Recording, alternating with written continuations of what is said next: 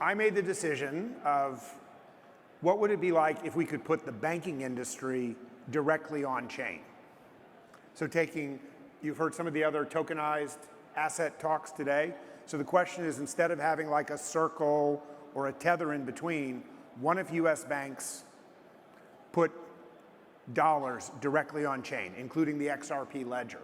So that would mean that the ledger of record isn't some like old 50-year-old bank core, it's actually the blockchain. And so to do that, had to buy a US bank, and you can imagine, even though I'm ex-Federal Reserve, having worked at Ripple, made some other investments in crypto, it was not an easy lift, but last year we were finally approved. Might have helped that I ran for Congress and was going to make a stink if it didn't happen. Right, and here in Nevada, right?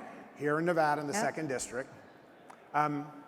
We purchased Vast Bank, OCC, nationally chartered Fed holding company, and we have one purpose, which is to put the US dollar on chain. And what that means is these are FDIC-insured US dollars, complete with Reg E chargeback protections, means if you get robbed, you get your money back, running on chain. And in particular, under the new administration with open banking and fair access, those dollars can be held by every person all around the world.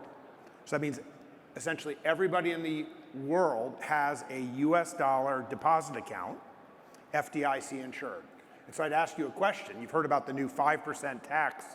If you're on this ledger and you're sending money from, you're here under one visa and you're sending it back home to your mom, if that money never leaves being a dollar, never leaves the country, never even leaves the bank, is that a remittance?